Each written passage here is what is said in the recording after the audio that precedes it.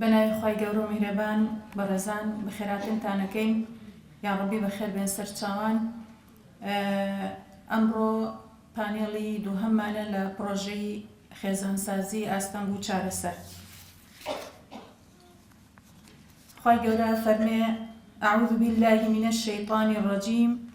ومن آياته أن خلق لكم من أنفسكم أزواجا لتسكنوا إليها وجعل بينكم مودة ورحمة إن في ذلك لآيات لقوم يتفكرون. خێزان بەردی بناغەی کۆمەڵگەیە یەکەیەکی تۆکمەی پێکەوە گرێدراوە لە دوو هاوسەر پێک دێت کە پەیمانێکی تۆکمەی ئاسمانیان لە نێواندایە و لەسەر بناغەی بەهاڕەوشتیەکان مامەڵە لەگەڵ یەکتر دەکەن. خێزان لانکەی یەکەمینەوەی داهاتووە لە باوەشی بەسۆزی خێزاندا پەروەردەیەکی جوان و ڕەسەن ئەنجام دەدرێت. ئەگەر خێزان تۆکمە و بەهێز بێت ئەوە کۆمەڵگاش بەختەوەر دەبێت و دەبێتە بناغەیەکی بەهێز بۆ دروستکردنی شارستانیەتێکی پێشکەوتوو. بۆیە گرنگیدان بە خێزان کارێکی زۆر مەزنە و پێویستێکی گرنگی ژیانە و ژیانی کۆمەڵگاکان بە بێبوونی خێزان ناڕوات بەڕێوە. ئاینی پیرۆزی ئیسلام گرنگی بە باسی خێزان داوە و لە قورئانی پیرۆزیشدا 146 جار بە چەند شێوازێکی جیاواز ئاماژەی بە پرسی خێزان کردووە و یاسا و ڕێسای بۆ داناوە. پەیوەندیەکانی نێوان تاکەکانی خێزانی دیاری کردووە و شێوازی پەیوەندیەکانیشی وێنا کردووە تا زیاتر تاکەکانی کۆمەڵگا بتوانن لە ناو ڕێخستنێکی تۆکمە و جواندا لە لووتکەی ئاسوودەیی و خۆشبەختیدا ژیانیان ببەنە سەر. ئێمەش لەبەر گرنگی و هەستیاری بابەتەکە و لە سۆنگەی هەست بە بەرپرسیارەتی کردنمان بەرامبەر ئەم پرسە گرنگە ئەم پرۆژەمان لەلا گەڵاڵە بوو بەویستی خوای گەورە لە داهاتووشدا کار و چالاکی و پرۆژەی ترمان دەبێت. هیوادارم هەمووان پێکەوە هەڵگری ئەم ئەرکە پیرۆزە بین. بەڕێزان ئێستاش ئەچینە دەستپێکی پانێڵەکەمان. پانێڵی یەکەم سەرەتا بانگێشتی هەردوو پانێلیستی بەڕێز دەکەین، مامۆستا ڕەسوول ئیبراهیم و دکتۆرە بێخاڵ ئەبوبەکر حسێن. با تەشریف بێنن. بابەتەکەی مامۆستا ڕەسوول واتە تەوەرەکەی لەژێر ناونیشانی کاریگەری تۆڕە کۆمەڵایەتیەکان لەسەر سەلامەتی دەرونی خێزان. مامۆستا ڕەسوول فەرموو بۆ پێشکەشکردنی بابەتەکە و تەوەرەکە ماوەی 30 خولەکت هەیە ئینشاءڵڵا بۆ قسەکردن هەستن.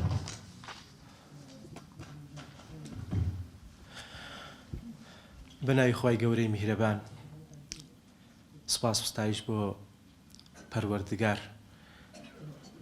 درود و ڕەحمەت بڕژێ بە سەرگیانی پاکی پێغەمبەری پێشەوای مرافایەتی. زۆر خۆشحاڵم ئەمڕۆ لە خزمەتتانە. ئومێد دەکەم کە ئەمڕۆ ڕۆژێکی پڕبەرەکەت بێ بۆ هەموو لایەک. زۆر سوپاسی ئینستیتوتی ژیارەکەم بۆ ئەو دەرفەتەی کە بە منیاندا لێرە لە خزمەتتانە بم و دەستخۆشیان لێ ئەەکەم بۆ ئەو پرۆژەی کە لە چەند پانێڵێکدا خۆی دەبینێتەوە و چەند شارەزایەک لەو بوارەدا قسە وتی خۆیان هەیە، هەر یەکە و لە کەناڵێکی تایبەت بەخۆی و پسپۆریەکی تایبەت بەخۆی و شێوازێک کە ئێمە بتوانین لە ڕۆژگارێکی وەکو ئەمڕۆدا بتوانین خێزانێکی دروست پەروەردە بکەین. و زۆر سپاس بۆ خوشکی بەڕێزم دکتۆرە بێخاڵ کە ئامادە بوو لەم مەجلیسەیە. ئینشاڵڵا بەیەکەوە پەنجە ئەخەینە سەر برینەکان و ئاماژە دەکەین بە چارەسەری هەندێک لەو گرفتانەی کە لە ناو خێزاندا هەیە لە ڕۆژگارێکی وەکو ئەمڕۆدا. و زۆر سپاس بۆ ئامادەبوونی بەڕێزیشتان. سەرەتا من بابەتەکەی من بەو شێوەیە کاریگەری تۆڕە کۆمەڵایەتیەکان لەسەر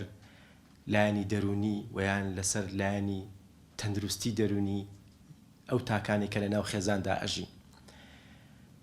پێش ئەوە من ئەمەوێ چەمکەکان بناسێنم کە خۆی دەبینێتەوە لە شاشە واتە سکرین. دوای ئەوە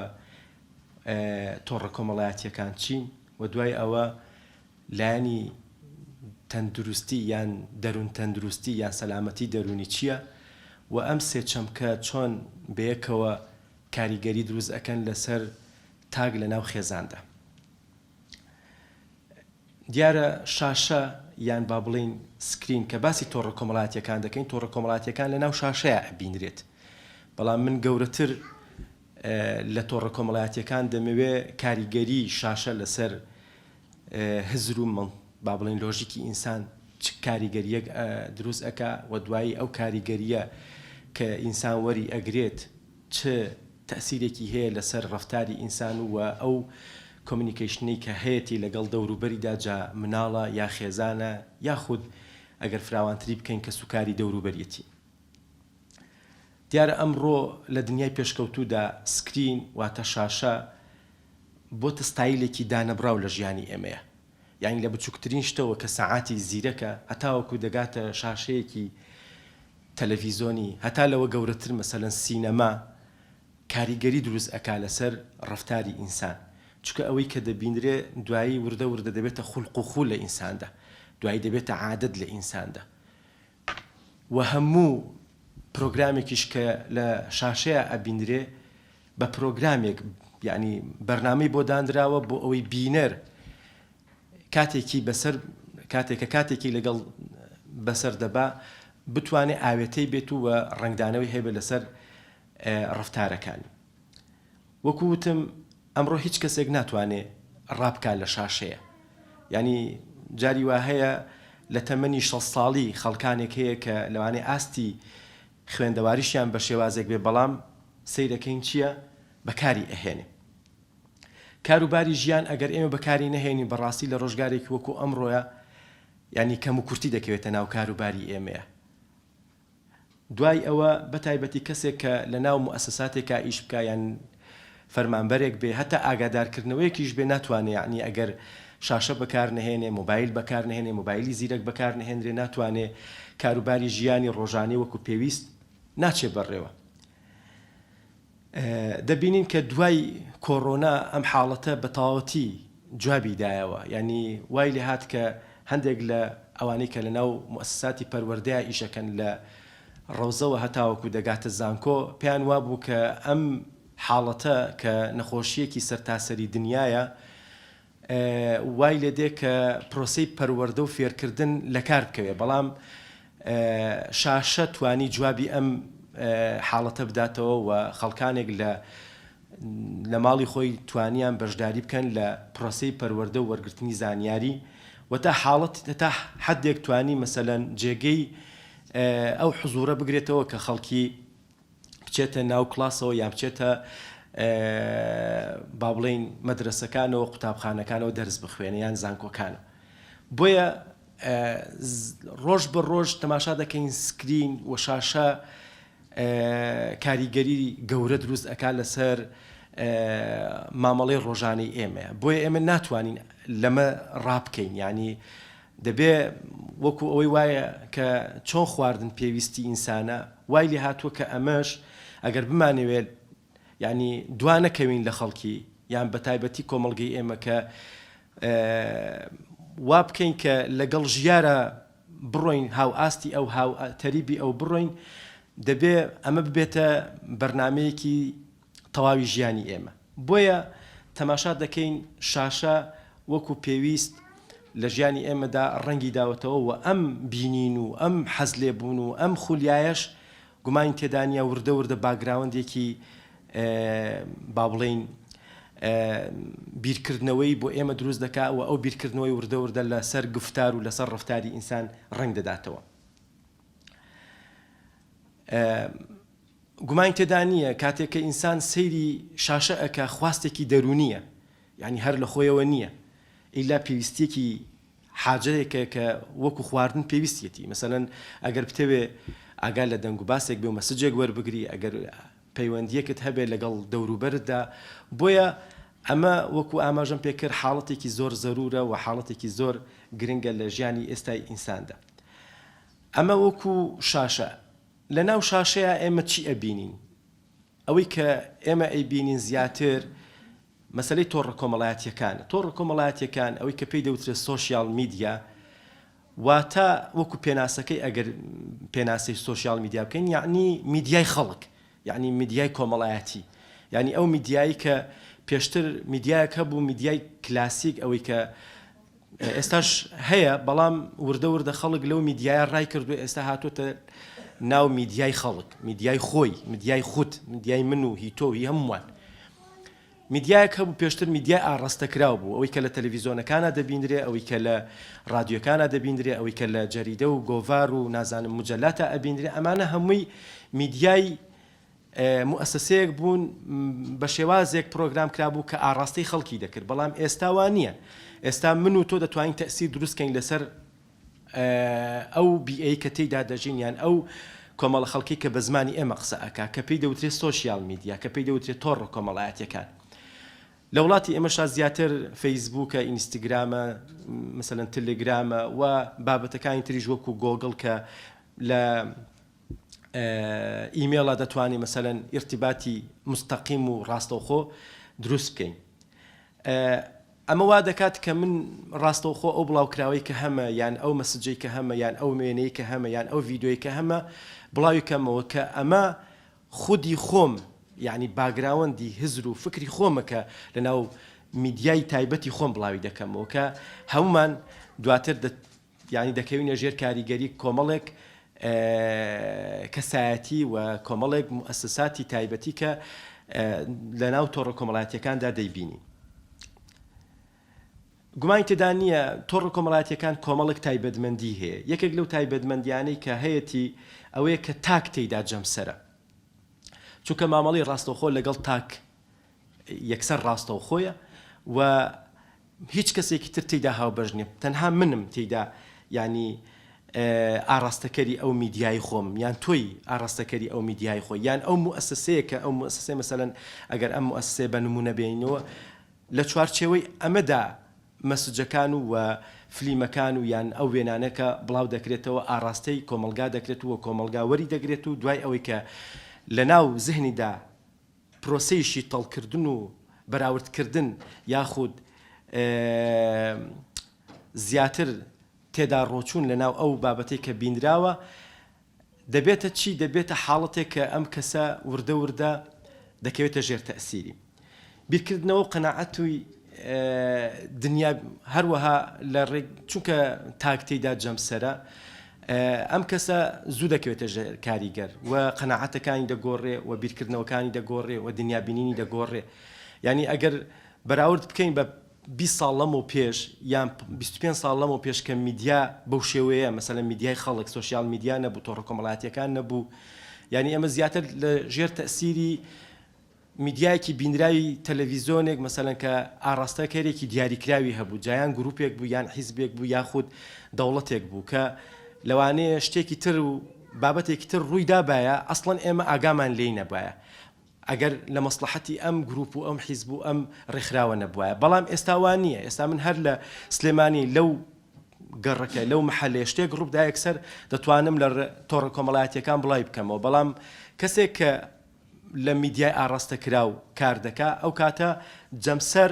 کۆمەڵگایە بەڵام لێرەدا جەمسەر تاکە یەکێک لە تایبەتمەندیەکانی تری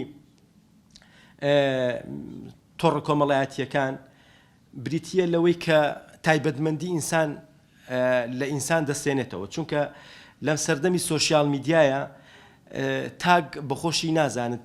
تا دێ یعنی وای لێدێ کە هەندێک حاڵەت هەیە کە خۆی لە خۆی یعنی لە خۆی ناتوانێت سەیتەرە بکات بەسەر خۆیە واتە چونکە زۆر دەکەوێتە ژێر کاریگەری بیرکردنەوەکانی وەکو ئاماژەم پێکرد و قەناعەتەکانی دەگۆڕێ زوو تۆ هەرچیەکت بێ دەتوانی کەسەکان تووشی کاریگەری بکەیت یەکێکی تر لە تایبەتمەندیەکانی سۆشیال میدیا بریتیە لە نامۆبوونی تاک کە جاری وهەیە ئینسان لە دۆخێکدایە کە سەیری سۆشیال میدیاکان سەیری تۆڕە کۆمەڵایەتیەکان دەکا و کاتێکی زۆری بۆ داناوە گومانیشی تێدا نییە کە وەکو ئاماژەشم پێکرد مەسەلەی بینین و مەسەلەی تۆڕە کۆمەڵایەتیەکان ئینسان دەبێ وای لێ هاتووە کە کاتێکی تایبەتی بۆ داناوە ئەوەی کە زیاتر لە با بڵێن بابەتەکەی منەوە نزیکە مەسەلەی تەندروستی دەرونیە مەسەلەی لایەنی سەلامەتی دەرونیە و یەکێکە لە بەپێی حاجاتی ماسلۆ کە تەصنیفی حاجاتی ئینسانی کردووە یەکێک لە حاجاتەکانی بریتیە لە سەلامەتی بریتیە لە سەلامەتی ڕوحی و سەلامەتی دەرونی هەمەش لە پێناوی چیدایە لە پێناوی بەقای ئینساندایە ئێمە هەرچیە کە ئەیکەین ئەگەر خۆمان لە گەرمان بپارێزین ئەگەر خۆمان لە سەرمان بپارێزین ئەگەر نەخۆش کەوتین خێرا بچینە لای دکتۆرێک ئەگەر برسیمان بوو بە دوای خواردنا بگەڕین هەموو ئامانجی ئێمە ئەوەیە کە بمێنینەوە کە بەقای ئینسان بەردەوام بێ بۆیە لایانی تەندروستیش لایانی تەندروستی دەرونی و یەکێکە لە پێداویستی هەرە گرنگەکانی ئینسان یعنی ئینسان لە هەموو حاڵەتێکدا وەکو یەک بیر ناکاتەوە میزاجی وەکو حاڵەتێکی نۆرماڵ نییە زۆر جار لە پڕ ئێمە تووڕە ئەبین زۆر جار ینی پێی ئەڵەی چۆنی دەڵێ باش نیم دەڵێ بۆ دەڵێ نازانم یعنی نیگەرانە بێتاقەتە هۆکارەکەی چییە هۆکارەکەی لەوانەیە خودی سەرچاوی هۆکارەکە ئەم دەقەیە نەزانێ بەڵام حتمما بەپێی زانستی دەروون ناسی هەموو ڕفتارێکی ئینسان پاڵنەرێکی هەیە ینی هیچ ئێستا پاڵنەری ئامادەبوونی ئێوە لەم شوێنەدا کە ئامادەبوونی ئێوە ڕفتارێکە پاڵنەرێکی هەیە کاتێک کە ئینسان دڵی خۆشە پاڵنەرێک هەیە کە دڵی خۆشە کاتێک کە دڵی ناخۆشە پاڵنەرێک هەیە کە دڵی ناخۆشە بۆیە سەلامەتی دەرونی یەکێکە لەو پێداویستیانەی کە ئینسان بە بەردەوام پێویستی پێێتی وەکو چۆن کاتێک کە ئینسان تووشی سەرێشە ئەبێت دەچێت ئیسراحەتێک دەکا یان لایەنی کەم دەچێت حەبێگەخوا بۆ ئەوەی کە ئەم ئازارێکم بێتەوە وەلایەنی دەرونی ئینسانیش بە هەمان شێوە کە ئێنسا لایەنی دەرونی ئینسان بەپێی زانستی تازە چۆن جەستە تووشی نەخۆشی دەبێت ئاوا دەرونی ئینسانیش تووشی نەخۆشی دەبێت ئەگەر بین باسی پێناسەی تەندروستی دەرونی بکەین تەندروستی دەرونی یان سەلامەتی دەرونی دۆخێکی باشی ئینسانە دۆخێکی باشی دەرونی ئینسانە و نەبوونی گرفتێکی تایبەتی دیاریکراوە کە ئینسان بیبێت یان مرۆڤ بیبێت کە تەئسیر نەکات کاریگەری نەکات لەسەر ئادائی یان با بڵێن ڕەفتاری ڕۆژانەی ئەو کەسە دەتوانین بە کۆمەڵێک نیشانەی تریش بیناسینەوە ئەوەیە کە توانای ڕوبەڕووبوونەوەی هەبێ بەرامبەر بە فشارەکانی ڕۆژگار ئێمە هەموو ڕۆژێک تووشی دەیان فشاری تایبەت دەبینەوە بەڵام خێرا چارەسەر ئەدۆزینەوە بۆ ئەو حاڵەتەی کە تێیداین ئەو فشارەی کە تێیداین ئەگەر نمونەش بێنینەوە مەسەلەن قوتابیەک بەیانی ئیمتیحانێتی ڕوبەڕووی فشارێکی تایبەت دەبێتەوە لەوەی کە ترسی هەیە بەیانی ئیمتیحانێتی وە دەرناچێت بەڵام ئەو دەقەیە دەست دەکات بە کۆششکردن لەو حاڵەتە ڕزگاری دەبێت توانای چارەسەرکردنی کێشەی هەبێ لانی تەندروستی ئینسان کاتێک بۆ نمونە دەرونی ئینسان هاوسەنگ بێ ئەوەی کە بتوانێت کێشەکانی چارەسەر بکە هەر کاتێک ئینسان نەیتوانی ڕوبەڕووی کێشەکانی ڕۆژانەی بێتەوە لە بچووکترینیانەوە کە خۆپاراستنە لە نەخۆشی لە بچووکترینیانەوە لەوەی کە حاڵەتێک دروست دەبێت لە نێوانی خۆت و دەوروبەردا کەسێکی نزیکت یان منداڵە یان هەر کەسێکی ترە ئەگەر نەتوانی ئەم دەقەیە کێشەیەک چارەسەر بکەی ئەوە تۆ لەوانەیە حاڵەتێکی تایبەتی دەرونیت هەبێت و نەتوانی ڕێگاکانی چارەسەرکردن بەلایانی کەمەوە مەهارەتی چارەسەرکردنی کێشت لاوازە و گرفتێکت هەیە توانای بڕیاردان زۆر کەس هەیە مەسەلەن بەپێی ئەو پێناسەیە بێ کەسێک کە هاوسەنگی دەرونی تێدا لاوازە ئەوەیە کە ناتوانێت بڕیاردە حاڵەتێکی تایبەتی هەیە دواتر یەکێک لە پێناسەکانی تر کە ئاماژە دەکاوە خەسڵەتەکانی ئەوەی کە کەسێک لانی دەرونی لاوازە ئەوەیە کە کارەکانی لە ئاستێکی قبولکراودانی یعنی کواڵەتی ئیشکردنەکەی لەوانەیە دابەزێ من مامۆستام یان کەسێکی تر کرێکارێکە یان لە هەر شوێنێکە فەرمانبەرێکە کارێک دەکە هەتا ئەگەر خاتونێک لە ماڵەوەیە باوکێک لە ماڵەوەیە هەر کاتێک توانای ئاستی کواڵەتی ئیشکردنی وەکو دایکایەتی وەکو مەسەلەن کەسێک کە تەکسی پێیە وەکو کەسێک کە فەرمانبەرە ئاستی ئیشکردنی هاتە خوارەوە کواڵەتی ئیشکردنی یان جوانی و پوختی ئیشکردنی هاتە خوارەوە ئەوە بزانە کە ئەم کەسە لە ڕووی دەرونیەوە هاوسەنگ نییە و نیگەرانە و گرفتێکی هەیە لە ڕوانگەی دەروونناسی ئەرێنیەوە کە ئێمە لە دەروونناسیدا قوتابخانەیەکمان هەیە کە پێی دەگوترێ قوتابخانەی سایکۆلۆژیای ئیجابی یان دەروونناسی باش ئەوان پێیان وایە کە لانی هاوسەنگی دەرونی یان کەسێک کە سەلامەتی دەرونی تێدا بەرقەرارە ئەوەیە کە چێژ وەربگرێ لە ژیانی. یعنی زۆر جاری وا هەیە کەسێک کە لە ڕووی مادیەوە زۆر پارەدارە، زۆر یعنی ئیمکانێتی مادی هەیە، بەڵام وەکو پێویست ناتوانێت چێژ وەربگرێ. خەڵکێک هەیە لەوانەیە بە ڕوبعێکی ئەویشی پێ نەوێ، بەڵام دەتوانێت چێژ لە ژیانی خۆی وەربگرێ، ماڵ و منداڵی دەوروبەری. بۆیە هاوسەنگی دەرونی یان سەلامەتی دەرونی کاتێک ئینسان بەو پێدراوانەی کە هەیەی قەناعەتی هەیە و دەتوانێت چێژ وەربگرێ لە ژیانی ڕۆژانی خۆی. خاڵێکی تر ئەوەیە دروستکردنی هاوسەنگی لە نێوان ژیانی واقعی و ژیانی خوازراودا، کە یەکێک لەو شتانی کە من دەمێ ئاماژەی پێ بکەم ئەوەیە کە ئێمە ئێستا لە حاڵەتێکی تایبەتی داین و حاڵەتێکی خوازراومان هەیە کە ئەو حاڵەتە خوازراوە زۆر جار تۆڕە کۆمەڵایەتیەکان بۆمان دروست دەکەن، یەک مەسجە بۆمان دروست دەکات، یەک وێنەیە بۆمان دروست دەکات کە ئێمە دەکەوینە ژێر ئەم تەسیری ئەم وێنەیە یان ئەو مەسجە یان ئەو ڤیدۆیە. لەوانەیە من نەمبێت شتێکی جوانتر ئەبینم، دیکۆری ماڵەکەم نەوعێکە، لەوانەیە لە سۆشیال میدیایە دیکۆری ماڵێکی تر ببینم، هی خزمێکم ببینم لەوانەیە جوانتر بێ. حاڵەتی خوازراوی ئەو دەقەی من جاری وا هەیە حاڵەتێکە کە نایەتە دی. بۆیە حاڵەتی واقعی من دەبێت من ئاستی توانای خۆم، مادی معنەوی خۆم بزانم و اینجا مامەڵە بکەم لەگەڵ ژیانی ڕۆژانمدا. هەوڵدان بە بەدەستهێنانی هاوسەنگی و سەقامگیری. زۆر جاری وا هەیە تۆڕە کۆمەڵایەتیەکان ئەوەی کە لێمە دەسێنێتەوە ئەوەی بریتیە لەوەی کە یعنی سەقامگیرمان ناکات لەسەر دۆخێک. دائیمە ئینسان هەڵپەیەتی لەسەر ئەوەی کە کەمێکیشی هەبێت زۆرتر بەدەست بێنێ. خۆ من لەگەڵ ئەوەشدا نیمە، یعنی ئینسان بوەستێت و ڕازی بێ بە ئەوەی کە هەیەی، بەس یعنی لە چوارچەوەی ئەوەدا کە تۆ بتانی هاوسەنگی دەرونی خۆت پارێزراو بێ. ئەگەر نا تۆ ئەگەر شەهادەیەکت هەیە حەز دەکەی دەیان شەهادە بێنە، ئەگەر مەبلەغێک پارەت هەیە دەیانی تر بەدەست بێنە، ئەگەر جلێکی جوانت هەیە دەیانی تر بەدەست بهێنە، بەڵام لەسەر حسابی ئەوانی تربا نەبێ، لەسەر حسابی ناڕەحەتی دەرونی خۆت نەبێ، لەسەر حسابی ئەوە نەبێ کە تۆ ڕاستە شتێکی جوانە لەلایە بەڵام ناخت هەمیشە بێتاقەت بێ و نیگەران بێ. بەپێی ڕێکخراوی تەندروستی جیهانی WHO تەندروستی دەرونی بریتیە لەم چەند خاڵ. یەکەمیان بریتیە لە باشگوزەرانی دەرونی، یعنی ئینسان بتوانێت لە ڕووی دەرونی و هاوسەنگ بێت. دوو، خودکارایی و چالاکی هەست پێکراو، یعنی ئینسان چالاک بێ، ئەکتیو بێ و بتوانێت یعنی دۆخێکی نەبێ ڕۆژێک بیوەستێنێ، ئیسراحەت بکە، بەڵام هەمیشە لە چالاکیدا بێ، هەمیشە بتوانێت لە چەند کەناڵێکە و ئیش بکە. یعنی ئینسان هەتا لە یەکێک لە میتۆدەکانی چارەسەری دەرونی ئەوەیە کە کەسێک تووشی حاڵەتێکی تەنگژێ بووە یان حاڵەتێکی شڵەژانی دەرونی بووە، یاخود فشارێکی تایبەتی هەیە، یاخود نیگەرانیەکی هەیە، ئەوەیە کە تۆ ئیشی بۆ بدۆزیتەوە. ئینسان کە بێ ئیش بوو وردە وردە بێتاقەتر دەبێ، وردە وردە مەسەلەن لە ڕووی دەرونیەوە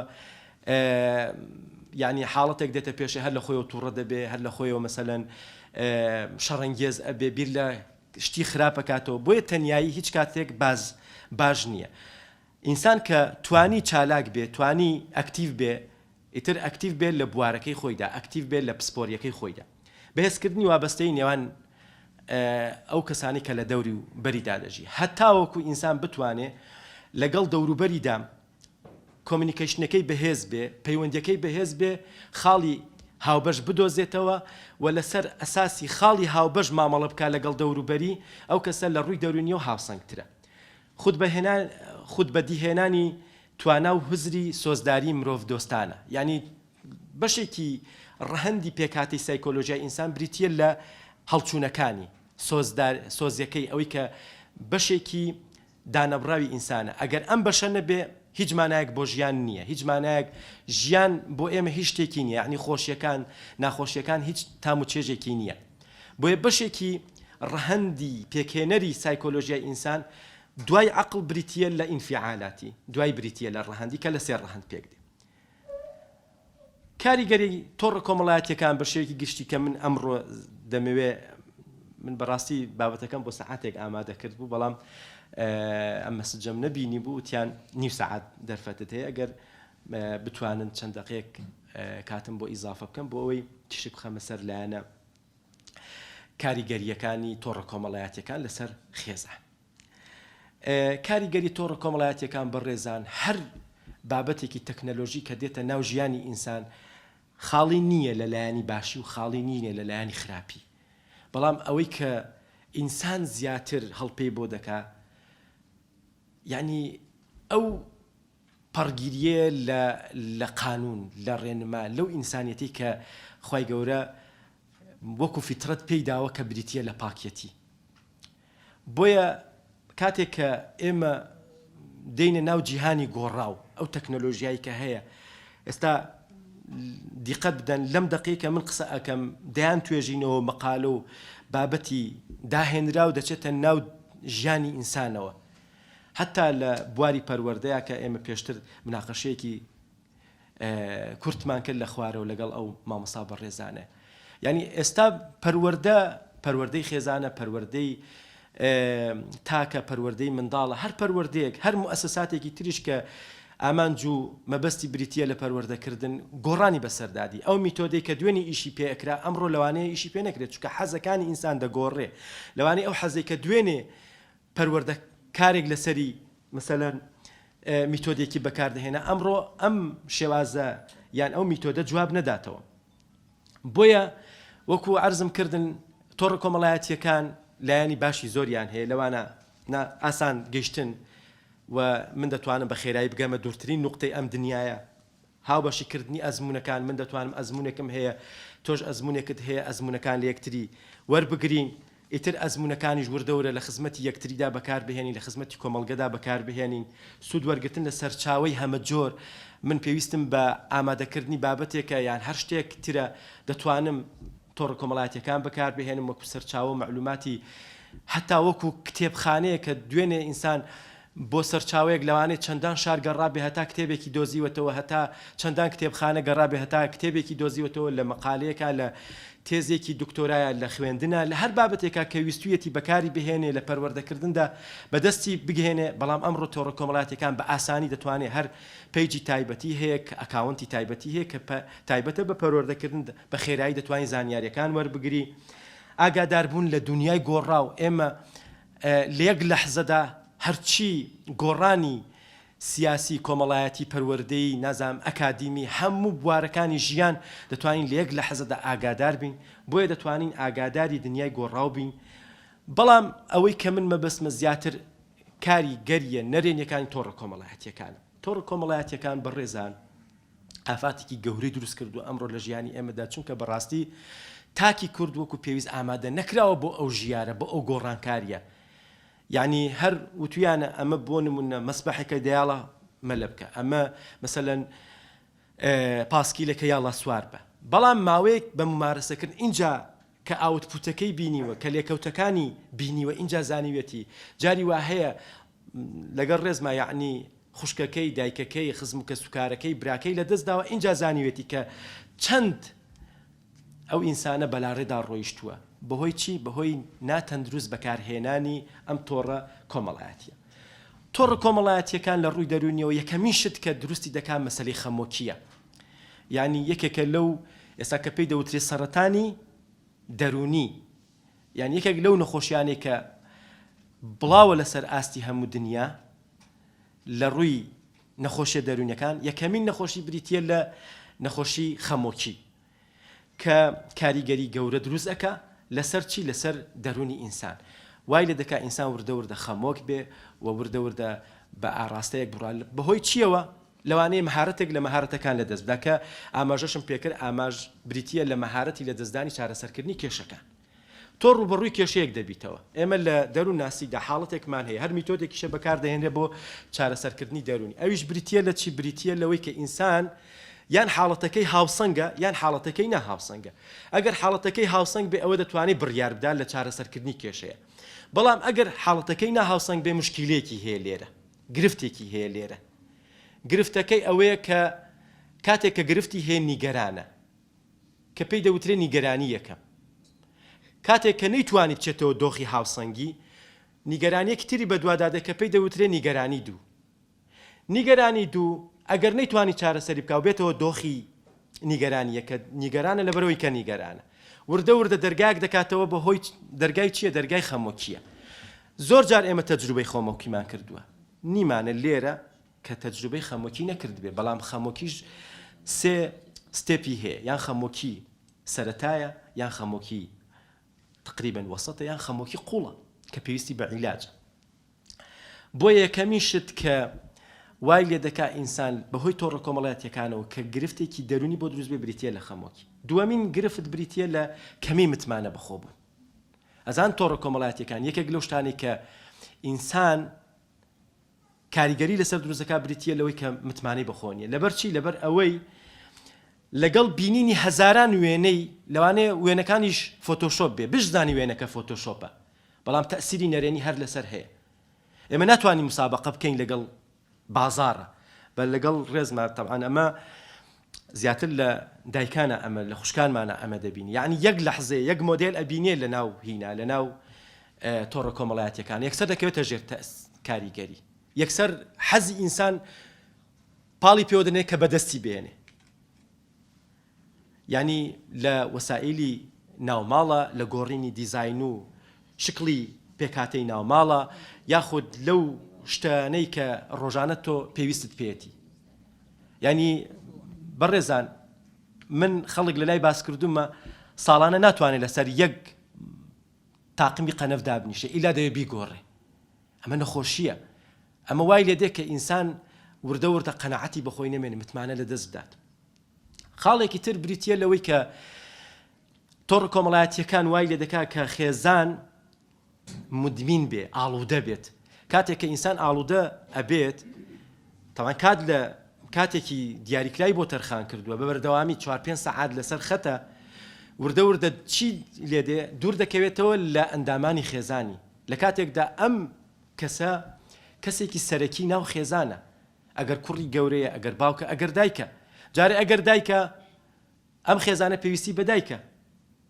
پێویستی بەوە نیە کە 4 سەعات لەسەر تۆڕە کۆمەڵایەتیەکان بێ. ئەگەر باوکە بە هەمان شێوە. بۆیە وای لێ دێ فەرقی نییە لەگەڵ کەسێک کە عارق ئەخواتەوە، لەگەڵ کەسێک کە بۆ نمونە مدمین بەوە کە زۆر بخەوێ، درەنگ هەڵس بسێ،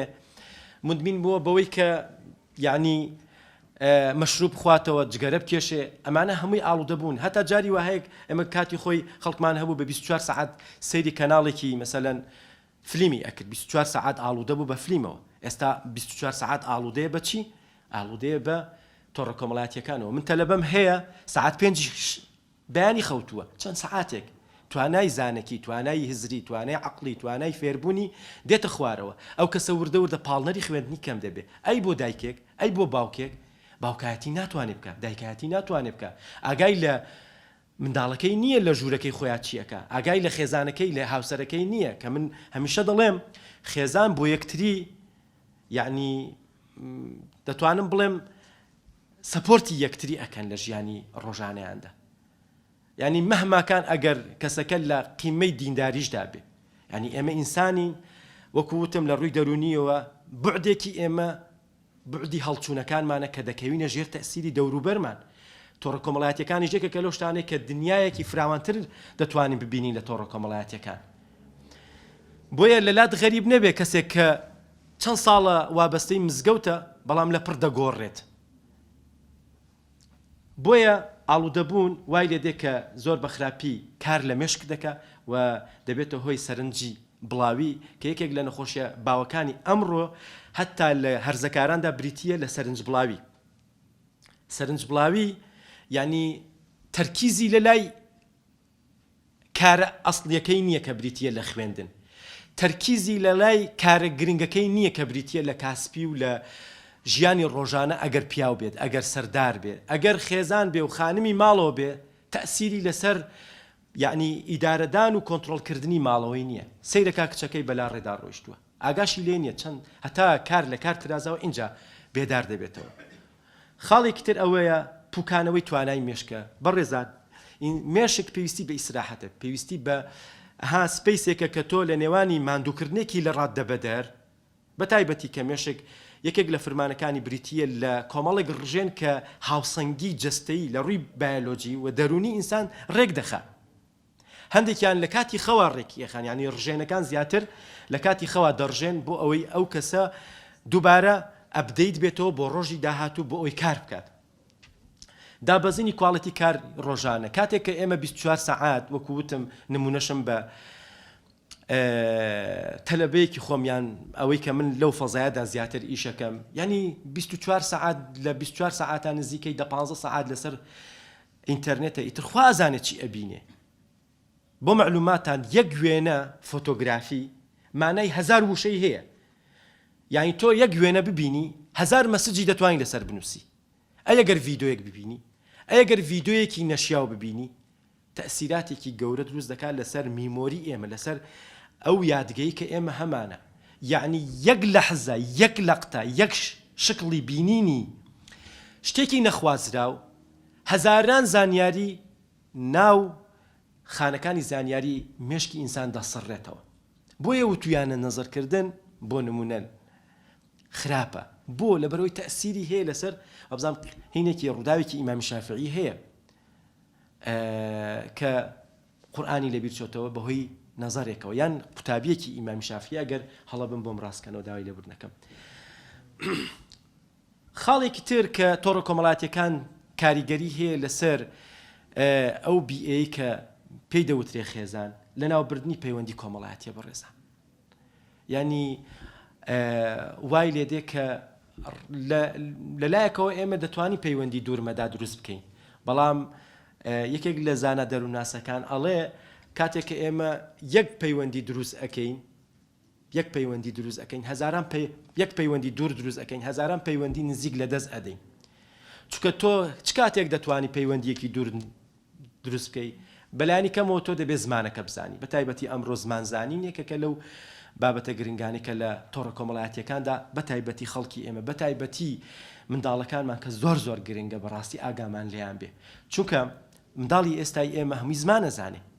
یانی دەتوانێت چۆن لەگەڵ باوکو دایکی خۆی قسە بکات دەتوانێت لەگەڵ ئەوروپیەکیشا قسە بکە دەتوانێت لەگەڵ هیندیەکیشا قسە بکە دەتوانێت لەگەڵ ئوسترالیەکیشا قسە بکە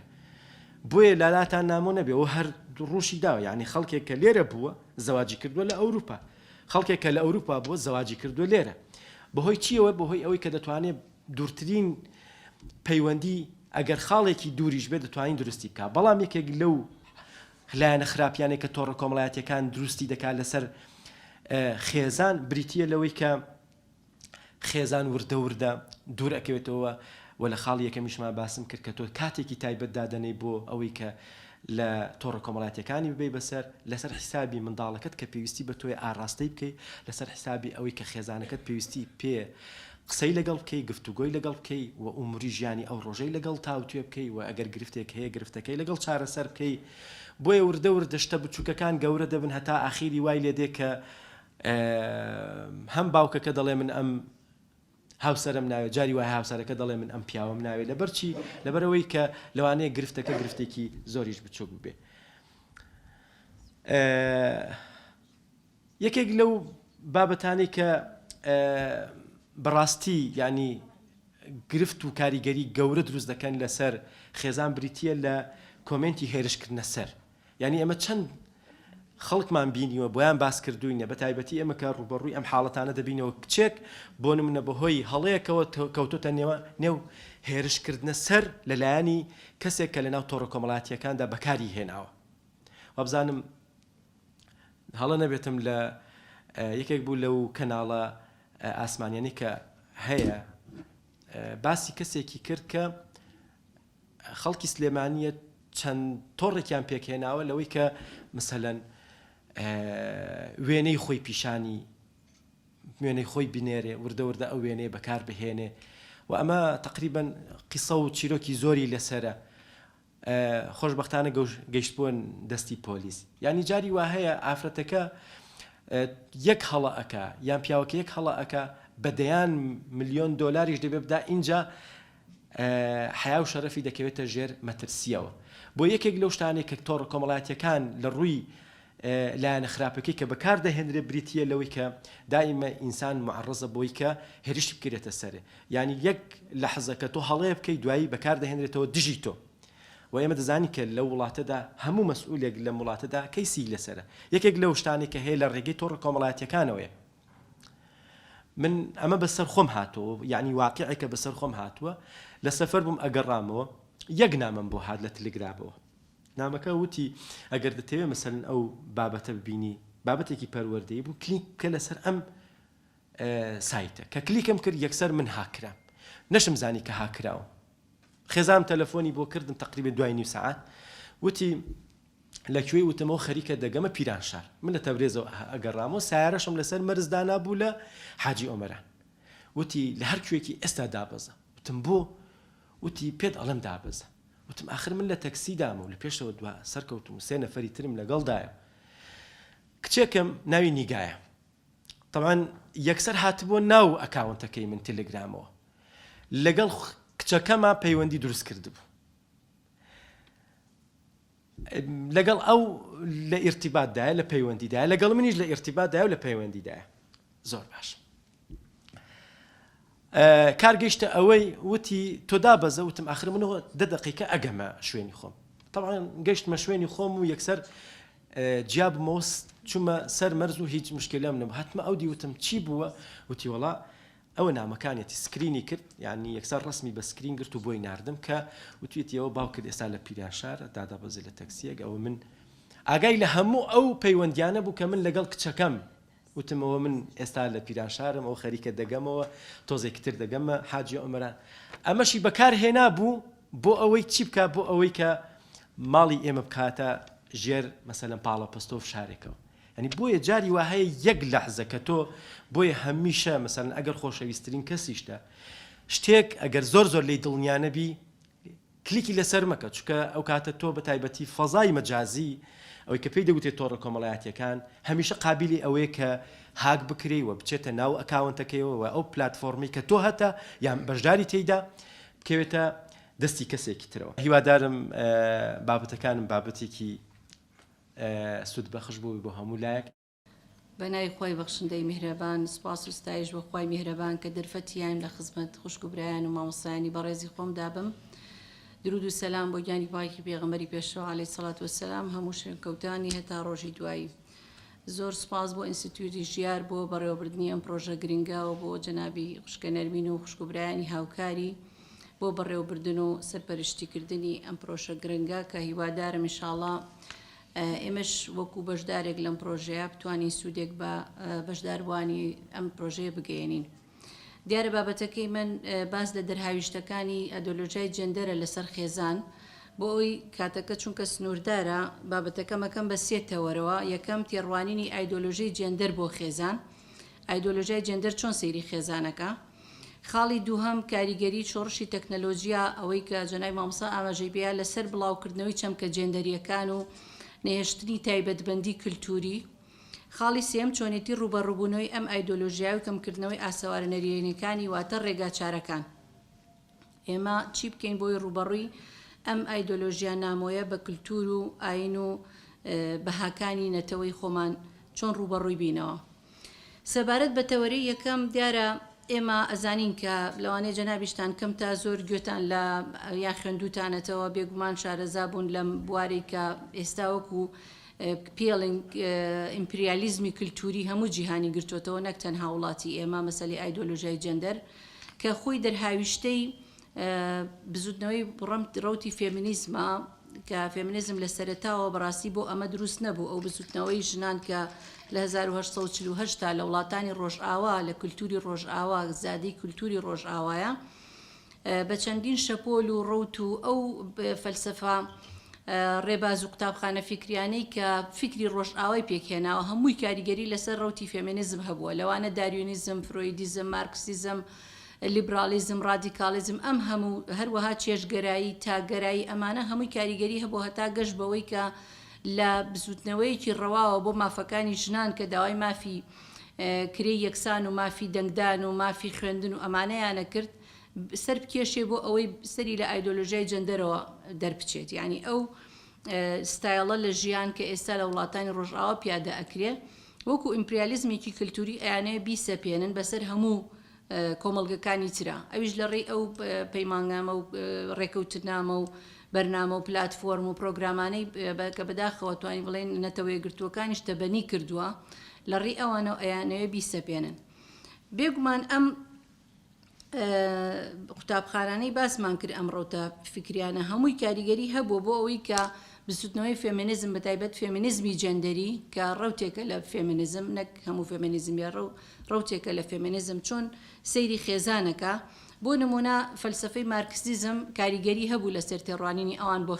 خێزان وەکو مؤسسەیەک سەیرەکەن کە وەکو چۆن لە سیستمی سەرمایەداریە سەرمایەدار و کرێکار یاچینی پۆرژوا و پرۆلیتار هەیە ئاوا سەیری خێزانەکەن یعنی ئەڵێن پیا و سەرمایەدارە و ژن پرۆلیتارە یا ئەو خاوەن سەرمایە و ئەم کرێکارە بەم شێوەیە سەیرەکەن دوایتر ڕوتی بڵێن قوتابخانەی فکری داروینیزم ئەویش کاریگەری هەبوو هەر لەسەر ئەم تێڕوانینە کە مەسلەی ئەسلی ئینسانی لەو بەها پیرۆزی کە خوای گەورە تەکریمی بەنی ئادەمی کردبێ لەوە سندەوە بۆی کە مرۆڤیش لە زمانی بەردۆزی پەرەسەندنا لە ئاژەڵەکانی ترەوە پەرەیسەندەوە بۆ بە ئەم بوونەوەرەی ئێستا دوایتر کاریگەری فرۆیدیزم بەڕاستی ئەویش کاریگەری خۆی هەیە چ لەسەر فکری ڕۆژئاوایان لەسەر بسوتنەوەی جێندەری چونکە هەموو شتێک خۆتان نەزانن فرۆید لە دەروونشیکاری خۆیان زۆر پشتی بەوە بەس کە سێکس لە پشتی پاڵنەرەکانەوە بۆی ئینسان هەر کارێ بکە ئەمەش هەر لە ڕەوتی جەندەر فێمینیزمەکانە ڕەنگیاوەتەوە کەواتە ئەم ڕەوتانە هەمووی کاریگەری هەبوو لەسەر ئەو تێڕوانینەی کە ئەوانەی وەکو بڵیت بیردۆزیان بۆ بزوتنەوەی فێمینیزم دانایەکێکیش لەوانە سیمۆن دی بوڤوار کە لە ساڵی 1949 کتێبەکەی خۆی نووسی بە ناوی ڕەگەزی دووهەم باس لەواکە کاڵێت مێینەش هەروەکو ئینسانێک لە دایکە بێ بەڵام دوای کۆمەلگا ئەیکا بە ژن و ڕۆڵی ژنێتی ئاياتێت تەنانەت سەرێکێشێ بۆەوەی کاڵێ دایکایەتی غەریزە نییە ئەڵێ خێزان زیندانە یعنی بەو ڕوانگەیە سەیری ئەوەکە ئەم فکرە متەتەڕیف و تونندڕەوانی ئەو بەڕاستی چوە ناو ئایدۆلۆژیای جێندەرەوە چۆتە ناو ئەدەبیاتی فێمینیزمی جەندەریەوە کە ئەتوانین بڵین بە کورتی بنەما فکرەکانی یاسەرێکیەکانی جێندەر لەسەر چەند خاڵێک وەستاوەیەکێک لەوانە ڕەتکردنەوەی سیستمی دوانەییە سیستمی نێر و مێ لە کەونا کە خوای گەورە فەرمیێ من کولی شەیئین خەلەقنا زەوجەین ئەوان ئەڵێن پێڵێن نۆن باینەری سیستم واتە سیستمی نادوانەی بۆیە ئەڵێن شەبەنگی جێندەر هەیە و لە دەرونی مرۆڤ ئامەرج نییە ئینسان هەر نێر و مێ بێ بەڵکو دەیان هەنێک جار هەنێکیانڵەن 64 جۆری ترێ هەنێکەڵە 120 هەیە بۆیە هەرکە تێرمەکەشە نووسن زائیدێک پڵەسێکی لەگەڵا نووسن بۆی ئەڵێن شتی تریژیەت لە داهاتوو یعنی هەر ئەوە نیە بەوە بۆستن اینجا ئەم دەرهاویشتانە بەڕاستی کاریگەری خۆی هەبوو لەسەرەوەی کە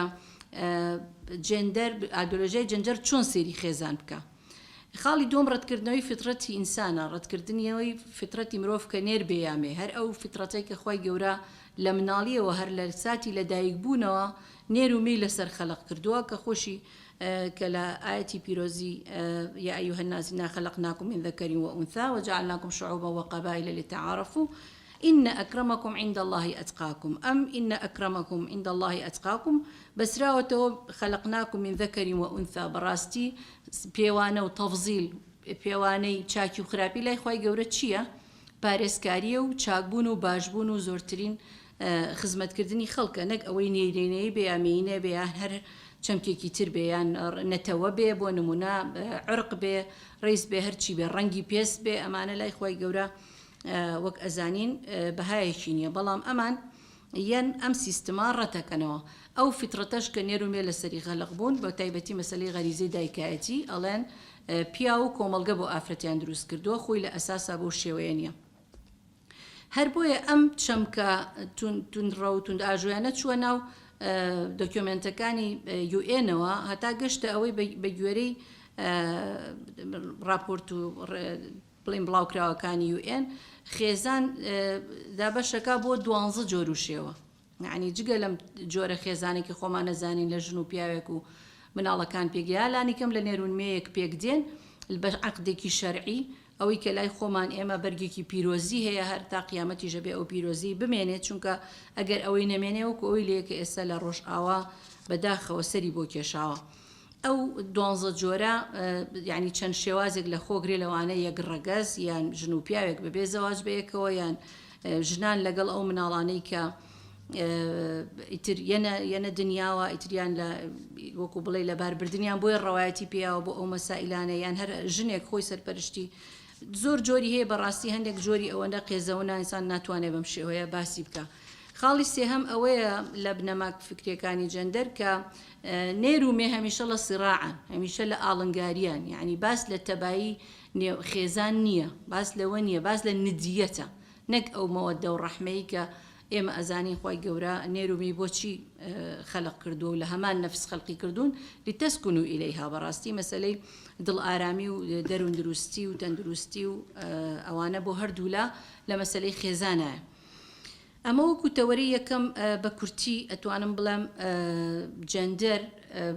لە هەر چەند لە سەرەتاوە بۆ مافانەی ژنان دەسی پێکرد، بەڵام لەسەری لەوە دەرچۆ کە ئێستا بە هەموو شێوازێک ئەم مەسەلەی فترە و ڕەتکردنەوەی سیستمی زەوجێتە ئەمە توانم گەورەترین ئیشکالی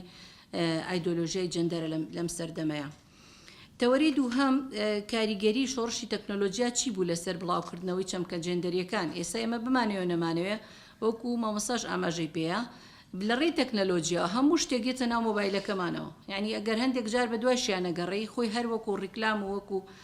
ئەوانەیەتە بەردەستە. ئەمە مای کردیە ئەوەی کە هەوڵ بدرێت، یعنی سنوورێک لە نێوان کللتوری وڵاتەکانە نەمێنێت، یعنی تایبەتمەندی کللتوری. جاران خەڵک کە لە لادەیەک ئەژیا کللتوری لادێکی خۆی لەلا پیرۆز بوو، یعنی هەدا هەندێک شتیش لەوانێ بڵێ مۆبایلەکەیان تیا کردبوو کە سەرگەوری دیەکە کۆمەڵشتی بەڕەوە ئەزانی خەڵکەکانی بەڕەوە زانی لەبەر شتێکی کەی نەبینی بوو، لەوانێ بچوایەتە شوێنێکی تر شتێکی کەی ببینایە ئەیوت ئەمە بە دابوونەریت و با و کللتوری ئێمە ناخوا. بەڵام ئێستا ئەوەی کە هەیە بەهۆی ئەم ئیمپریالیزمی کللتوریەوە ئەتوانین بڵین وایرلێس کەڵچەی هێناوەتە ناوە، یعنی کەڵچەرێکی وایرلێسە، کەڵچەرێکە ئەوە تا لە تێڕوانینی ئینسانەکان بۆ خۆیان کاریگەری لەسەر هەردوو ڕەگەز کردووە، نەک تەنها لەسەر ڕەگەزێک، لەسەر ژنانیش و لەسەر پیاوانیش، حتا لەسەر شێوازی جلوبەرگ و ڕووکەشیش و ناوەڕۆکیش، یا ئەیتیمامات و ئەوەی کە هەوڵی بۆ درێ، یان سڕینەوەی کۆمەڵێک کللتور و دابوونەریتی جوان کە لەوانەیە ئێستا ئێمە خۆمان بە شتێکی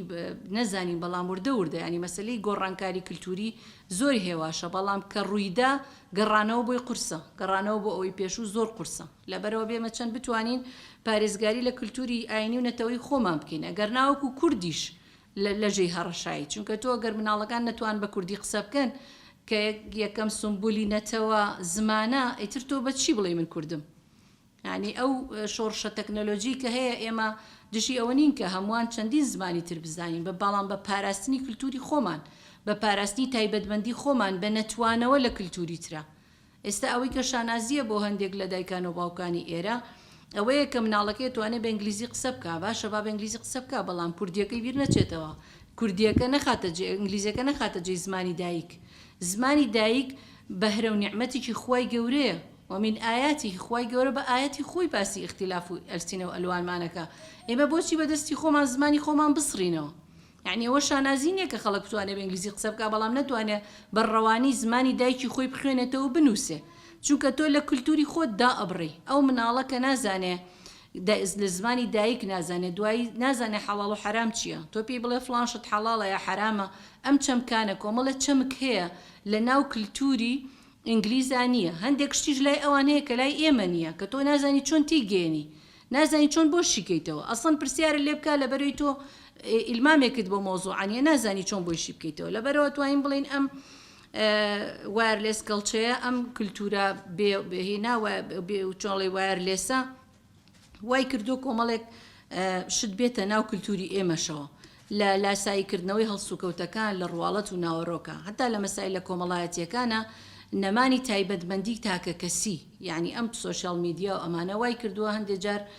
لەوانەیە بڵێم ئیهتیماماتی خەڵکەکە هەمومیان تێڕوانینیان زۆر بچووک بێتەوە، تەنها لە جستەی خۆیان و لە ڕسمێکی خۆیان و لە سێڵفیەکی خۆیان و لە چێکئینێکی خۆیان ببینێتەوە، یا لە نمایشی خواردنێک یا عەرزی جلوبەرگێک یان کەلوپەلی دیکۆری ماڵەکەی خۆی ببینێتەوە، کە ئەمە بەڕاستی توانم بڵێم بچووکردنەوەی عەقلی ئینسانە، لەگەڵەوەی کە تەکنۆلۆژیا حەقا ئافاقی فکری ئەمە زۆر فراوانکە، لەگەڵەوەی ئەو هەموو سوودەی کە باس کرامن لەبەر نەبوونی کات ئاماژەی پێنایم کە ئەتوانین چەندین سوود لە تەکنۆلۆژیا وەربگرین، بە تایبەتی بۆ مەسلەی بواری مەعریفە و بەتەسێنانی زانست و زانیاری، بەڵام ئێمە بین بچووکی کەینەوە لەم کۆمەڵەشتەیە، یعنی بەڕاستی ئەوە کاریگەریەکی زۆر نەرێنیە. جگەلەوە ئەم لاساییکردنەوە لە بواری دابوونەریت حتا لە مەسلەی چۆنێتی ئاهەنگی زەواج و چۆنێتی پێشوازی لە مناڵی تازە بوو، یعنی ئەم مەسلەی شین و پەمەی وشتە ئەمە لە غەربەوە بۆمان هات ئێمە شین بەس بۆ کوڕ بکرێ و پەمەی بۆ کچ بکرێ کە سیاسەت جەندەرێکان هاتوون بێماڵن بۆچی شینەکەن بۆ کوڕ پەمەیەکەن بۆ کجەمە جیاکاری جێندەریە بابە لە ناو لادەی کووردا لە ناو میلەتی کووردا کوا جیاوازی ڕەنگ هەبوو بۆ مناڵی کچ و مناڵی کوڕ، یعنی ئەوەی لە دەردەستا بواە ماڵەکە بیان توانایە بیکەن هەرچێک بۆە بۆیان نەکرد، یعنی بەڕاستی ئەم کێشەی لێەوە بۆمانات، یعنی خۆیان کێشەکەیان بۆ هەناردە کردوین اینجا بە حساب چارەسەرەکەشمان بۆ هەنارداکەن، یعنی ئێمە ئەوەیە کە کەوتونەتە ژێر تەسیری ئەوان یا شێوازی میلەتەکانی تر لە مەسایلی ئاهەنگی زەواج و یا ماڵ و ئەم جۆرەشتانە ئێمە ناڵێن لەگەڵ ڕۆڕۆی پێشکەوتنانە ڕێن و هاوڕێک لەگەڵ تەکنەلۆژیانە ڕێن، بەڵام بەها معنەویەکانیشمانە بێ هاوڕێک لەگەڵ پێشکەوتنە مادیەکانە بڕوە بۆ ئەوەی مرۆڤاتی خۆمان پارێزی، ئەگەر نا لەو شێوازە مرۆڤبوونەی خۆمان لەو تەکریمەی کە خۆی گەورە شکۆمەندی بۆ ئینسانداناوە لەوەی دێنە خوارەوە هەموو هەمێکمانە بێ بە چێش ئەو چێشگەرایی کە غەرب خۆی گیری خواردو بە دەست خۆیەوە کە تاکەکانی گیریان خواردو بە جستەی خۆیانەوە. خاڵێکی تر ئەوەیە کە مەسلەی قورسکردنی زەواج و ئاسانکردنی پەیوەندیەکانی تر کە ئەماش جۆرێکە لەو دەرهاویشتانە کە ئەتوانم بڵێم لەسەر خێزانەکان هەیە کە مەسلەی پەیوەندیەکانی تر هیچ بەرپرسیارێتێکی تیان نییە، یعنی خەڵک ئەگەر سنوور بۆ خۆی دانەنێ پارێزگاری لەو سنوورانە نەکا کە پێڵێن حرام هیچ بەرپرسیارەتێکیش هەڵناگرێ لێرەشا قوربانی یەکەم دیسان ئافرەتە چونکە پیاو ئەو بەرپرسیارەتی ناکەوێتە سەرشان لە ڕووی کۆمەڵایەتیشەوە ڕاستە لەوانەیە هەندێک نەنگی بۆ دروست بێ بەڵام نەنگی زۆرەکە دەستخستنە سەر وەکو بڵێ لەکەدارکردنە کۆمەڵایەتێکە زیاتر بۆ کچەکەی و زیاتر بۆ ئافرەتەکەیە. خاڵێکی تر ئەوەیە ئاسانکردنی تاوان و کوشتن و خۆکوشتن و سووتاندن و خۆسووتاندن و ئەم جۆرەشتانە، یعنی ئەمە لە چۆنیەتی ڕانگەیاندنەکان چۆن دەست بۆ ئەمە سائلانە ئەبەن کاریگەریکی زۆر سلبی هەیە لەمڕۆوە چونکە تاوان ئاسانەکەن، ئاسانکاری بۆ تاوان و ئاسانکاری بۆ ئەم مەسائلانە ئەکرێ بەداخەوە لە وڵاتی ئێمەشا لەگەڵەوەی ئیتیکی ڕۆژنامەوانی و ڕۆژنامەنووسی لە پەیمانگا و کۆلیژەکانە ئەخوێنرێت، بەڵام کەناڵەکانی ڕاگەیاندن ئەتوانم بڵێم زۆربەیان نەک هەمویان هەندێکیان لەم ڕوانگەیەوە زۆر کەم ترخەمن و ڕێخۆشەکەن بۆی کە جەریمەی تر بکرێ، یعنی لە جاتی حەل. خاڵێکی تر ئەوەیە کە ئەم شۆڕشی تەکنەلۆژیایە وەکو بڵێ گاپێکی گەورەی کەلێنێکی گەورەی لە نێوان نەوەکانە دروست کردووە، هەروەکو چۆن ئەگەر کاتی خۆی دایک و باوکێک نەخوێندەوار بوونایە کە کوڕەکەیان یەک کچەکەیان کۆلیجی تەواو کرد هەستێ کرد کەلێنێک هەیە لە بینی خۆی و دایک و باوشی، بەڵام کەلێنەکە ئەوەنە گەورە نەبوو لەبەرەی دابوونەریتەکان ئەوەی کە پێڵێن گواستنەوەی کللتور دایک و باوکەکان زۆر جوان هەرچەند نەخوێنەوار بوون بەڵام کللتورێکی ڕۆشنبیر بوون بەڕاستی زۆربەیان ئەتوانم بڵێم ڕۆشنبیر بوون کە ئێمەش زۆربەمان زادەی ئەو پەروەردەین. ئەو کللتورە جوان و دابوونەریت و سڵەی ڕەحم و خزمایەتی و ڕێزگرتن لە گەورە و بچووک و ئەمانەیان نەقڵە کرد بۆ نەوەکانیان یان فێریانەکردن دەستپاک بن ئەمین بن خزمەتی خەڵک بکەن، بەڵام ئێستا بەهۆی تەکنەلۆژیاوە عنی ئەو کەلێنە گەورەی کە دروست بووە لەبەری دایک و باوکەکە زۆرێک لە خەڵک بۆ نمونە زمان نازانێ، عەرەبی نازانێ، ئینگلیزی نازانێ، یا ئەسڵەن زۆر لە مۆبایلەکەی نازانێ، یا بە مناڵەکەی شتەکانی بۆ دابەزێنێ یا شتێکی بۆ هاتووە مەسەلەن هەتا ناتوانێت دلی تێ بکە بۆ نمونە. باشە ئەمە چۆن ئەتوانێت هاوڕێک لەگەڵ عەقلی مناڵەکەیە بڕوە؟ یعنی ئەم کەلێنەی کە دروست بووە حەق وایە دایکان و باوکان بەجێ نەهێڵن نەڵێن وەڵا ئێمە ئیتر مناڵەکە باتە دەست تەکنەلۆژیا بۆی پەروەردەکە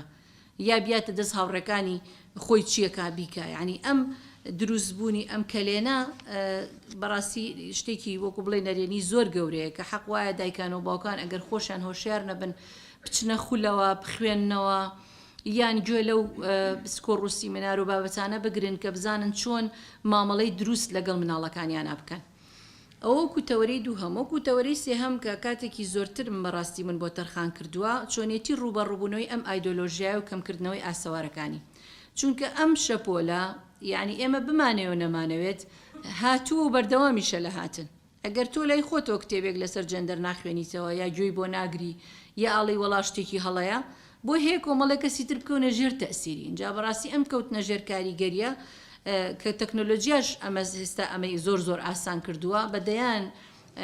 بڵێن محازەرات هەیە لەبارەیەوە و کتێب هەیە و هەموو شتێک هەیە توانێ هەموو شتێک داونلۆد بکەی لە ڕێی تەکنەلۆجیاوە، ینی شتێک نییە بتوانین بەری لێ بگرین. ئەوانەی کە بە تایبەتی ئینگلیزیە زانن ئەتوانن زۆر باش بچنەوە، بەڵام ئێمە چۆن نەوەکانمان کچ و کوڕەکانمان وا لێ بکەین لە جیاتی توانەوە لە کللتوری ترا مقارنە بکەن، بەراورد بکەن لە نێوان کللتوری خۆمان و کللتورێکی ترا. ئێمە قەت لەگەڵ ئەوانین ئێمە کللتوری تر نەناسین، یان وەکو بڵێ لۆکە بکەینە گوێچکەمان و چاومان بنوقێنین بڵێن ئێمە کەڵچەری خراپ نابینین و کەسی تر نابینین. ئەسڵەن تۆ توانی باشیەکانی خۆت بۆ نمونە ئەوانەی کە زمان نەزانن لە ڕێی سۆشیال میدیا شتە باشەکان عرضکەن بۆ گەنجی وڵاتەکانی تر، ئەوان کە مەسائلی یعنی بەڕاستی کچێک لە 15-16 ساڵیەوە ئیتر نازانێت چی بکە بۆ چۆ بڕوا هەتا گاتە تەمەنی 20 ساڵی لەوانێ دووسێ مناڵی هەبێ یان دووسەیەکی لەبار بردبێ. ئەمە شانازی ئێمە بێنین بۆ کچ و کوڕەکانی خۆمان. ئەوانەی ئێمە ئەتوانن شتە ڕاستەکان بەڕاستی پیشانی ئەوان بن، یعنی کللتوری دینی ئێمە چی ئەڵێ لە بینی لە پەیوەندی نێوان هەردوو ڕەگەز، پەیوەندی خێزانیەکان، خێزان بۆچی ئەبێ لە نێر و مەیەک پێک بێ بۆ نمونە ئەو شتە جوانانەی کللتوری خۆمان لەو بڕایان ئەتوانین خزمەت بە خەڵکی تریش بکەین. ئەجا ئێمە چۆن بتوانین ئەم خێزانانەی خۆمان وا لێ بکەین وەکو قەڵایەکی پۆڵاین بن، یعنی هەم خۆیان ئەم فکرە نەرێنیە ئایدۆلۆژیای جەندەر دزە نەکاتە ناو علاقاتی نێوان خێزانەکانەوە، هەر ئەوە بەها کاریگەریشی لەسەرنەوە مناڵەکانی داهاتوونە بێ. چەند خاڵێک ئەتان عەرزەکەم ئەوەندەی کە کاتەکە بەش بکە. خاڵ یەکەم ئەوەیە بەڕاستی پێکێنانی خێزان لەسەر بناغی سۆز و خۆشەویستی و هاوکوفئی و هاوشانی. بەداخەوە کە ئەتوانم بڵێم هەندێک لە خێزانەکانی ئەمڕۆ دراسەیەکی باشی پرۆسی هاوسەرگیری ناکەن کاتێکە چنە ناوی، جاری وای ئەچنە ناوین جا دراسەیەکەن، ینی بەداخەوە کێشەی وات بۆیە کەسەکە دوای ئەوەی کە کەوتۆتە کێشەکە و ئینجاڵێ وڵا ئەوە ئاواهیە و ئاواهیە و پەروەردەی وایە بەو شێوەیە باشە تۆ پێش ئەوەی کە بچیتە ناو پرۆسەکەەوە ئەمانەت بکردە، یعنی ئەو بناغەبتەوەی سۆز و خۆشەویستی و مەوەدە و ڕەحمەی خۆی گەورە بۆ مادانێ ئەو هەموو ڕێنمایە جوانەی دینی ئێمە حیفە بەڕاستی کە ئێمە لە ژیانی ڕۆژانەی خۆمانە هەم تەطبیقی نەکەین هەم بڵاوی نەکەینەوە. ئەوەی کە پێغەمبەری خوا عەلەیهی سەڵات وسەلام چەند جوانە فەرمێ خەیرکم لئەهلیهی، ئەوەی کە چەند جوان ڕێزی لە کچ و لە ژن و لە هەموو کەسێک گرتووە لە تەنانەت لە هاوڕێی دایکمان خەدیجە دوای وەفاتیشی هەڵەسێ لەبەریە مجارێ هەڵەسێ لەبەر فاتیمەی کچی باشە ئەم پەروەردە جوانە بۆچی لە ناو خێزانەکانی ئێمان ڕەنگ نەیاتەوە، ینی کچێک کوڕێک کە ئەگەر لە ناو ماڵی خۆی لە دایک و باوکێکی بن کە سۆز و خۆشەویستیان بۆ یەک هەبێ، کە عاشقی یەک بن، کە ڕێز لە یەکتری بگرن، ئەو کچ و کوڕانەش فێرە بن ڕێز لە هاوسەری داهاتویان بگرن، ڕێز لە خەڵکی تر بگرن. بەڵام یەکێک لە ناو خێزانێکا پەروەردا بێ کە هەر ناخۆشی و ناتەبایی و یان نائیلاجی لەژێر سەقفێکان و یان بە چاو کەم سەیرکردنی یەکتر خوانەخواستە بە ڕێز نەگرتن لە یەکتری، ئێمە چۆن ئەتوانین وا بڵێن ئەم کچە سبینێ ڕێز لە هاوسەر یەگرێ یان کوڕەکە ڕێز لە هاوژینی داهاتوو یەگرێ. ئەوە خاڵێکە کە ئەو دایک و باوکانە ئەبێ بزانن کە خۆیان ئەبنە قوتابخانەیەک بۆ کچ و کوڕەکانیان، هەر بۆیە مەسئولیشن لە بەردەم خۆی گەورەیە. خۆی گەورە کە نیعمەتی مناڵی پێبەخشیوی بەڕاستی هەروە بێ مەسئولیت نییە، بێ هەڵگرتنی بەرپرسیارەتی نییە. ئەو کللتورە جوانە ضرورە کە ئێمە لە ڕێی خێزانەوە بیگوێزینەوە، چونکە ئینسان بوونەوەرێکی کۆمەڵایەتیە. ئەگەر مناڵێک بکەیتە ناو دارستانێک کەسی لەگەڵانە بێ و یعنی ئەو ئەمەلی بە کۆمەڵایەتی بوونی بۆ دروست نابێ، ئەسڵەن فێری زمان نابێ، لەوانەیە لاسایی ئاژەڵەکانی دەوروبەری بکاتەوە، هەرچەند توانای گۆکردن و نوتقیشی هەیە، بەڵام زمان لە خێزانەوە بۆمانە گوێزرێتەوە، کللتوری جوان لە خێزانەوە بۆمانە گوێزرێتەوە، جگە لە جینات ئەوە شتێکی ترە. بەڵام مەسەلەی ئەوەی کە بە مکتەسەبی دەستمانەگەی لەو ژینگەی تیا ئەژین ئەوە خاڵێکی زۆر گرنگە. دووهەم شت خۆڕۆشن بیرکردنی دایکان و باوکان سەبارەت بە ڕێگا پەروەردەیەکانی سەردەم. ئێمە بەداخەوە ئەمانەیە مناڵەکانمان هەرڵی من لە تەمەنی تۆیا بووم وا سەعیمە کرد، من لە تەمەنی تۆیا بووم وای جۆڕایاڵی دایک و باوکم بوون. ئەوە نەم مقارنەکردن لە بینی ئەو زەمانە و ئێستا بەڕاستی یعنی شتێکی واقعی و زانستی نییە. ئەوان ئەگەر قسەی هەر کەسێک بێت چەند قائلەکەی نازانێت چیە خولی زمانی غیرە زمانینا بەڕاستی شتێکی تەواوە. ئێستا ئەم زەمانی کە ئێمە تیا ئەژین ئایا ئەوە بوو کە ئێمە لە مناڵیە تیا ئەژیین کە کاتێ مێرد مناڵ بووین، کاتێکە بڵین هەرزەکار بووین یا مڕاهق بووین یا هەر تەمەنێکمان هەبووکەواتە قیاسکردنی زەمەنی خۆمان بەمان زۆر هەڵەیە. دایکان و باوکان زۆر پێویستە کە خۆیان پەروەردە بکەن، یعنی بەوە نەوەستن کە ئەیزانن، دایکایەتی و باوکایەتی یعنی وەکو ئەوە نییە کە تەنها لە ڕووی بایۆلۆجی و فسیۆلۆجیەوە ئەم دایک و باوکە پێداویستیەکانی ئەم مناڵە و ئەم گەنجە و ئەم مڕاهقە دابینکەن بەڵکو خاڵی سێهەم ئەوەیە کە پەیوەندیکی بەچینیان هەبێ بە مناڵەکانیانەوە یعنی چەند گرنگی بەوە ئەی مناڵک ئەڵێ با مناڵەکەم ڕەفیقکەم نەبێ تخوا با جلەکانی پاک و خاوێن بێ با ڕاستە پاک و خاوێن بێ بەڵام با مۆدێلی وابێ و با تازە بێ و هاندەکەی وابێ و چی وابێ ئەی لایەنە ڕۆحی و معنەوی و دەرونیەکەی چۆن پڕی ناکەیتەوە بۆچی بەجێ ئەهێڵی ئەسڵەن ئەگەر مناڵ لە لایەنی ڕۆحی و دەرونیەوە پڕ بێت وەڵای گوێ بۆ نایە جلەکەشی پینەی پێوە بێ بە دەلیلی ئەوەی کە جیلەکانی پێش و باز لەواکەن یعنی چەنەها کەس هەیە ئەڵێ هەموو زانکۆم بە یەک پانتۆڵۆ تەواو کردووە هیچ گوێشم نایەوەتی ڕەفیقەکانم هەرچێکیان لە بەرابوو بێ یا پینەم کردووە یعنی من قوتابی کاتی زمانی هەفتا هەشتاکان باسییانە کرد کاتی خوانیان بۆیە ماگێڕای باسییان لەوە کریان و کە پێڵا بڵێن کوڕان کە پانتۆڵەکەمان کۆنە بوو هەڵمانە گێڕایەمان بر بۆ لای خەیات بەو دیوە لە بەرمانە کرد اینجا ئێ بۆ هەستی بەکەمی ناکرد لەبەرەوەی دایک و باوکەکە پڕی کردبوو لە سۆز لە خۆشەویستی لە ڕێز ومێدێکی پێیا بوو کوڕی شیرین بخوێنە باوکو من نەبی با وەکو بڵێ باوکی کرێکار بوو یا جوتیار بوو یا هەر ئیشێکی هەبوو کەچی سیرەکەی دەرەجەی زۆر باشی ئەهێنا لە ڕووی شخصیەتیشەوە نەکەرەوە دەرەجە بێنێ لە ڕووی کەسایەتیشەوە ینی بەڕاستی ئەمە شتێکە ئێمە ئەبێ لە ڕووی گرنگی پێدانی پەروەردەی خێزانیەوە زۆر گرنگە خاڵی چوارەم پێشەنگبوونی دایک و باوک خۆیان ینی ئێمە هەر بە قسەکردن نەوەستین چونکە وەکو ئەوترێت تەربیە بە قودوە و بە پێشەنگ زۆر بەهێزترە لەوەی کە ئێمە هەر قسە بکەین اینجا ئەو ئاسایشی دەرونیەی کە بۆ مناڵی دروستەکەی لە ماڵەوە بە ڕێزگرتن لە یەکتری ئەو ڕێزگرتنەی دایک و باوک لە یەکتری متمانەیەکی زۆر بۆ مناڵەکە دروستەکە کە ئەو لە شوێنێکی ئەمینە لە شوێنێکی پارێزراوایە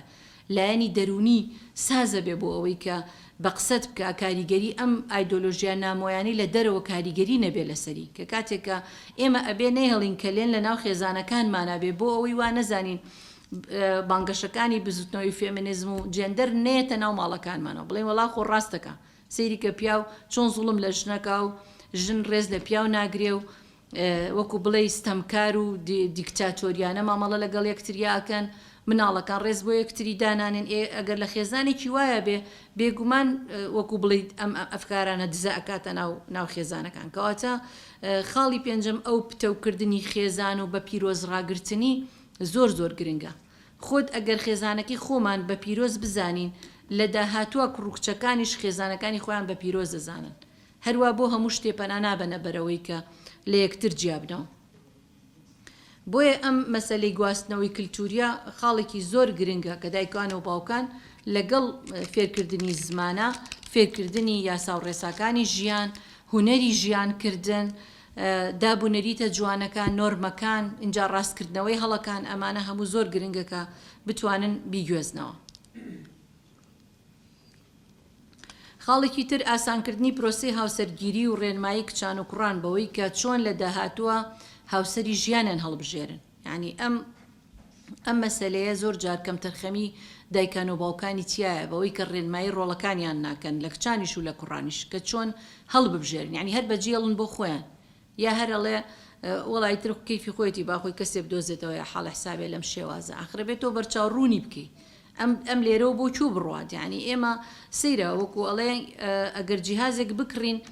چەنێ سەیری کەتەلۆگەکەیەکەی بزانینم جیهازە چۆن بەکاری ئەگەر جیهازێکی زۆر بچووکیش بێ ئەی باشە چۆن نابێ ئێمە شتێ بخوێنینەوە لەبارەی سایکۆلۆژیای مناڵ سایکۆلۆژیای هەرزەکار سایکۆلۆژیای گەنج سایکۆلۆژیای یەکێک کە لەسەر ئەوەیە بچێتە پرۆسی هاوسەرگیریەوە یعنی ئەم مەسائلانە بەجێ هەڵراوە بەوەی کە ڕێکەوتەر چۆنێک بوو بڕوا و دوایش هەر دایک و باوکەکانیش خۆیان زۆر وەکو بڵێ خەفەت بەباری کچ و کوڕەکانیان نەخۆن و ئەکەونە هەڵەوە خاڵێکی تر ئەوەیە کە دایکان و باوکان ڕێبکەون لەسەرەوەی چۆن مناڵەکانن پەروەردە بکەن یعنی ئەنماڵی شخصیەتی ئەم مناڵانەی خۆیان بزانن هەریەکەیان لە ڕوانگەیەکەوە مناڵەکان ڕێنمایی نەکە ئەمە کە هەریەکە بۆ خۆی بێت دیسان ئەکرێ ئەم فکرە نامۆیانە بێتە ناو خێزانەکانی ئێمەشەوە لە ڕێی ئەوەی ئەوە نەباسکردن لە مافەکانی مناڵ بەو شێوازی کە لە ئەوروپا و ئەمریکا هەیە مناڵەتوانێت شکات لە دایک و باوکی بکات لەسەر تووڕەبوونێکی بەسیت یعنی زۆر شتی هەڵە هەیە لەوێکە ڕەنگە مناڵی ئێمەش ئەگەر بە سۆز و خۆشەویستی مامەڵی لەگەڵانەکەی متمانی بە خۆی نەبێ دینەکەی بە جوانی فێرنەکەی بڵێ وەڵا ئەوە باشەکەوان مەمارسەیەکەن کە یعنی بەرگەی تووڕەبوونێکی دایکی یا باوکی لەگەڵەوەی باوکی قوربانی دنیای بۆ ئەیە تا ژیانێکی شایستە بۆ ئەو دابینکە دایکی شەو نخوونی دنیا ئەکێشێتە ئەو سیحەتی باش بێ و بخوێنێ و چی بێ بەڵام ئەم هیچ قوربانێکی ئەم دایک و باوکەی لە بەرچاو نییە بەڵکو بچاوی لە شتە مادیەکانە کە بۆی دابینەکەن. خاڵێکی تر ئەوەیە دایکان و باوکان چۆن هەڵەی مناڵەکانیان ڕاست بکەنەوە یعنی ئەم مەسلەی پەروەردەیە مەسلەی ڕاستکردنەوەی هەڵە گفتوگوی خێزانی بە خۆشەویستیەوە یعنی وا لە کڕوکچەکان بکرێت لە دەرەوە چی ڕوئەیە بۆ دایک و باوکیانی باسکەن هەتا هەڵوێستەکانیان هەموو کاتێ لۆمەیان نەکەن لەسەر هەڵەیەکی بەسیط یعنی ئەگەر وایان لێ بکەیت ناتوان ئەوانیش دڵی خۆیانە بۆ بکەنەوە ئایا لە دایک و باوک چێ دڵسۆزتر هەیە مناڵ دڵی بۆ بکاتەوە معقول لە مناڵ لەگەڵ ڕەفیقی خۆیان حورتر بێ قسە بکاتە لەگەڵ دایک و باوکی یعنی چێ لە دایک و باوک دڵسۆزتر هەیە